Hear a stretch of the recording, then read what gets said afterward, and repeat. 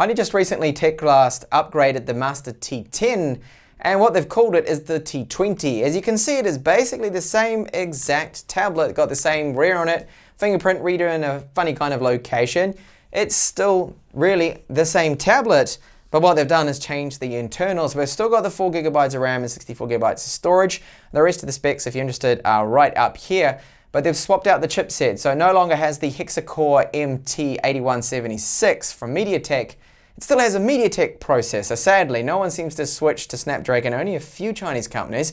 But it now has the Helio X27. Now the X27 is faster, so that one turbos at 2.6 gigahertz, and the GPU is clocked slightly higher. But this also means we have 4G support on this tablet now. So not really a huge upgrade, but let's check this one out in detail and see if it's a worthy upgrade.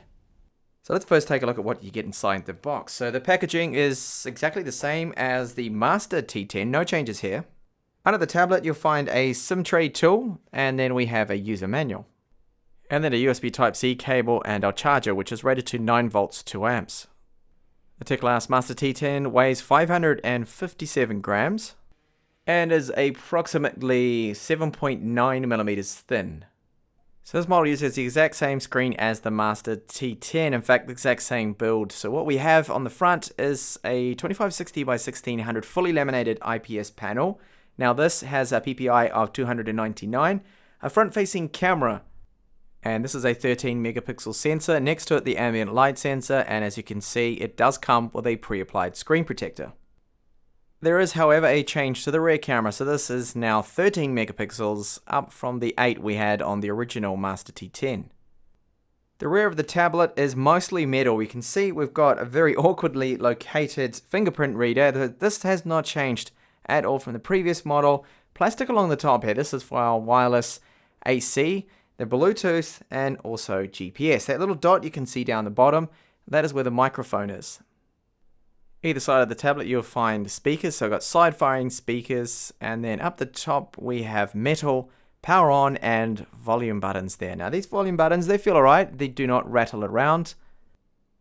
So of course this is a 4G model, so we'll take 2 nano SIMs or a nano SIM and micro SD card. We have a 3.5mm headphone jack with mic support, and then up the top there, Type-C for data and charging. So overall the build quality is good here. No creaks, no flex, and we do have the rounded corners on the back of this unibody making it a little bit more comfortable. So what is missing of course is micro HDMI out. I would love to have this on all of my tablets that I review, and that fingerprint reader is in a bit of an awkward position there, kind of hard to get to. So not the greatest location. I never liked it on the Master T10, its location. Taking a look at this 16 by 10 panel, we have a maximum brightness on this one of 410 lux, and that is good. That's a really good brightness considering it is fully laminated. Now I have noticed on my unit that when the screen is first powering on, I've got some screen bleed just around the corners, but you can't actually see it when you're doing normal activities, normal things on the tablet. You don't see that at all. The gamma of the panel checks out. It's almost 2.2. It's about 2.1, which is not bad at all. The touch accuracy and response is also very good on this screen. I'll just show you some of these real-world demonstration images, and it is really nice, exactly like the Master T10. Very good panel, and what it really makes this tablet. Now, the same complaint I had with the Master T10 remains here, unfortunately, when we take a look at the screen brightness. So if I put it on the lowest setting, it's still far too bright for me. This is kind of crazy. So for night use, you do have a couple of options here at least that you can put a couple of filters on. So you've got a reading mode, and then we've got eye comfort. So eye comfort turns everything black and white. Reading mode just removes the blue. So it's like a blue light filter. And we also do have mirror vision. Now if you haven't seen my other videos with the MediaTek tablets, this is one thing I really like that MediaTek does, and that allows you to tweak the screen to your own personal preference. So we've got picture modes here. Standard is what it comes out of the box on. You've got vivid, and just boosting and bolstering up saturation. And then user mode where you can customize and just tweak everything there to your heart's desire. So you're able to change, you can see all the options here. We've got quite a few things there, and even sharpness. Color temperature is probably the most important for most people, but I find that out of the box, it's actually not too bad with this screen. It's more of a neutral white, which is good. So these are the apps you get on first boot with the ROM. So this is really good. There's no bloatware on here at all, but you will notice that one thing is missing compared to the other MediaTek tablets I've looked at, and that is, where is the hardware FM tuner? It seems to be lacking that for some reason.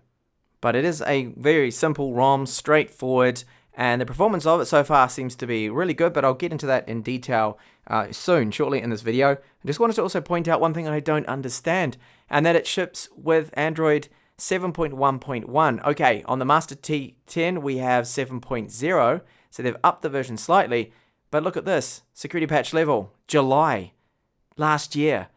This is really old, so why did they not go with at least Android 8? We've got that on their more cheaper budget-focused M20, and this will probably never get an update to Android 8, ever. So that also means we don't have treble support, and as expected, the Widevine version, the certificate, is a security level 3, so this means Netflix will not be able to run in full HD. You can only run it just in the standard definition, which is a shame. Now, since we do have the Helio X27 with its 10 cores, one of the features of this chipset, of course, is GPS. So we're getting that, which is great, and it seems to work out all right. Now, it did take quite some time to get the first lock, and I'm talking about a minute or over, but once it locked on, it started to use almost all of the satellites, and accuracy hovers around 3 to 4, which is good. Now, testing out the 4G performance, I noticed that the download speeds, they're okay, but the upload is quite good, really fast there. I've noticed the signal strength of the 4G, perhaps it's just the bars and the way it reports it, seems to be quite low. But everywhere I've been inside the studio here and out in the street too, it's been fine, and it don't seem to have really too many issues with that. The same goes for the wireless performance, so excellent range on it, really, really good speeds here for this type of tablet. So with other tech that I have, I can push the full maximum 300 megabits per second out of my fiber line here, but for a tablet in this price range with this chipset, this is very good. So the wireless is great and the 4G is okay, but just be wary of the bands because there is no LTE band 20. For me here in Spain, I've got band 1 and 3 that works, so I'm fine, but it's very limited of what this actual modem supports. And as for the Antutu score, so it does check out for the faster clocked Helio X27. The X20 tablets I've checked out and the X23 get around about 100,000 points. So here we're about 10% faster, give or take. It really depends on your use here. It's just clocked up now to 2.6 gigahertz, and the other version, so the Helio X20, is only 2.1. So we're getting quite a boost there. The internal storage speeds here are very good. So 232 for reads and then 102 sequential writes. And the 4K random reads and writes as well. They're okay for eMMC 4.5.1 spec. Quite fast for that spec of eMMC. So at least they didn't cheap out on us. Oh, and free storage on first boot. You get approximately 52 gigabytes here, which is not bad. And remember, we do have micro SD card support. So we have the fingerprint reader in that same kind of awkward location, but once you get used to it, it's not actually too hard to use with your left hand or index finger. So what I'm going to do now is just lock it, and I'll show you that the speed here has not really improved. So it's an always on one, which is great, and that took about 2 to 3 seconds. It's going to take about that long every time, so I'll just tell you when I'm about to touch it. So I'm just feeling for it now where it is, the location. Okay, 1, 2, there we go. All right, we'll do that again. Try and touch it a little quicker. So I'm touching it now. About 2 seconds. So it's definitely not the fastest, but it is good having this option. But ideally, I would love to see them in their future tablets. Put it down here on the front, like other manufacturers, or maybe even on the side, like they do with some of the Lenovo tablets.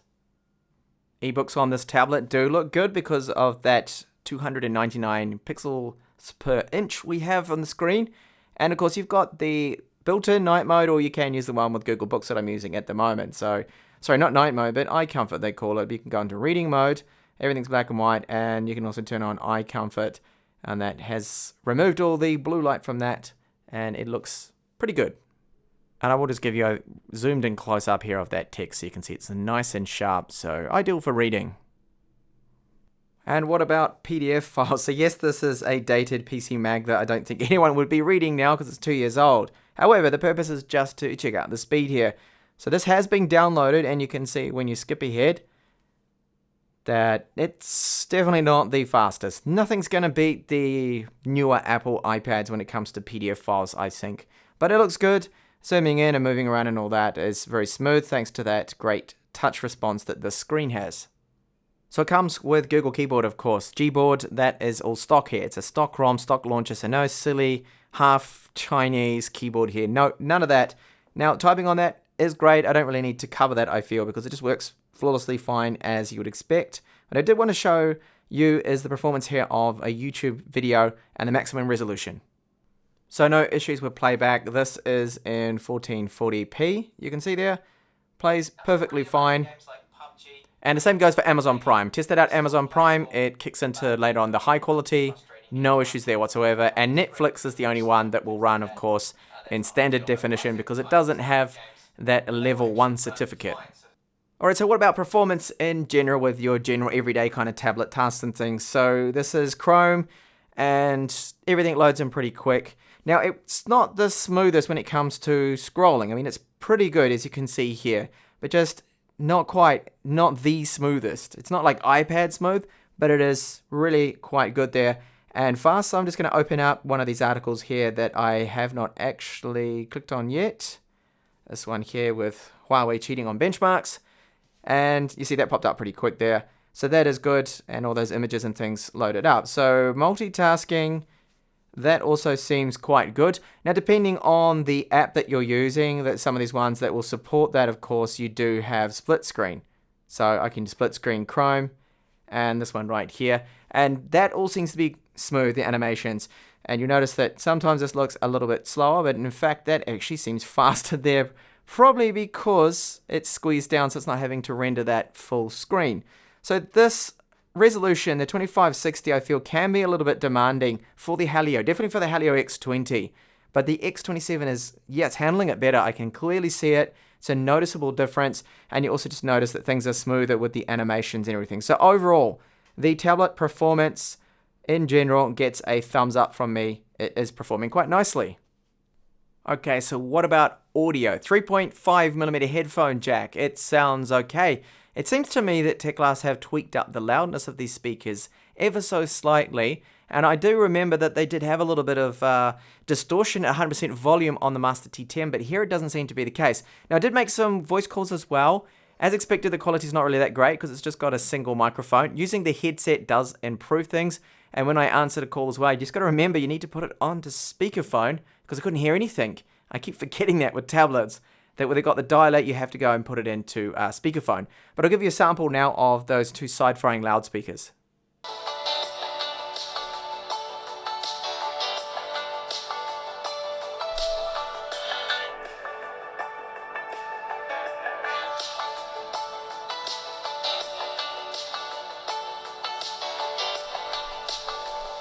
So the speakers are okay. One good thing is that when you hold it with your hands left and right blocking the speakers, you can't really completely block off the sound 100% because it still resonates within the internals, which is good.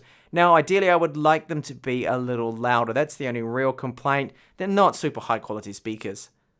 Okay, so for battery life, you're looking up to about 10 hours of light use. So if you're just on YouTube video streaming and things like that, because my test, I did 1 hour of YouTube with the screen on at approximately 40% brightness, and I lost about 11% battery. So that is quite good. So it's going to be almost 10 hours there, which is great. And if you turn down the brightness even further, then you can, of course, extend that time. Now, mixed use, which is what I've been doing at the moment, my estimated battery life is looking around 7 to 8 hours, which is more or less on par with the Teclast Master T10, which has the exact same battery capacity of 8,100 milliamp hours. Now, charge time, you're looking at just under or around 3 hours to fully charge that battery. So I'm pleased to say that PUBG is finally smooth and playable on a MediaTek Helio device. The X27 is performing much better.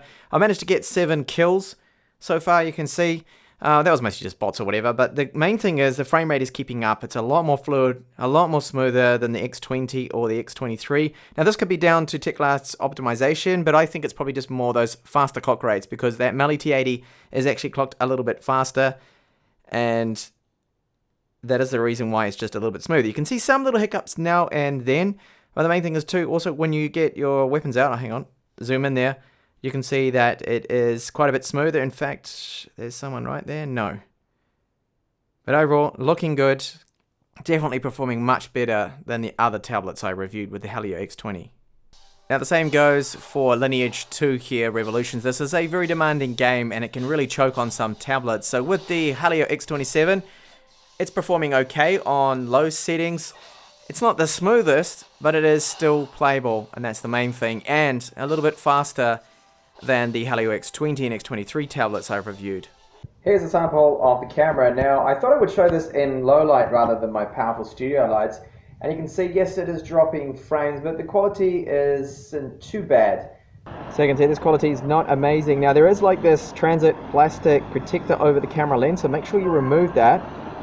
But you can see the exposure is a little bit over the place. It looks a little bit blurry. It's not really that sharp, but it's not as bad as the VHS quality we had on the Teclast M20. That one was really bad, but still, your mobile phone will be so much better than this.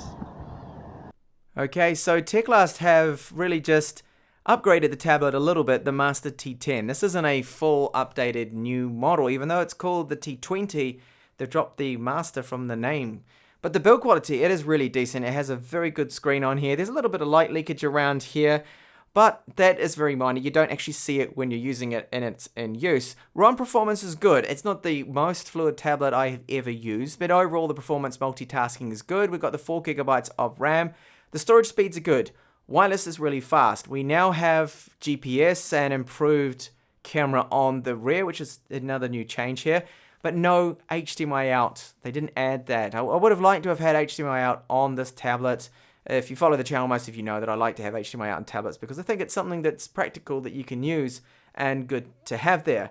I know you've got mirror vision and all that sort of Mirrorcast, and you can wirelessly transmit, but it's just not as fast. You get a little bit of lag with that. So when it comes to cons, so the fingerprint reader, it's there. It is good to have. It's just, so that took about 2 seconds then. I'll touch it again. It's just a little slow. So I'll touch that once more. Whoops, I can't even find it now. See, the position of it's a little bit funny. There we go. So about 2 to 3 seconds. It's not the fastest, so they haven't been able to improve on that. I guess it's the hardware they're using.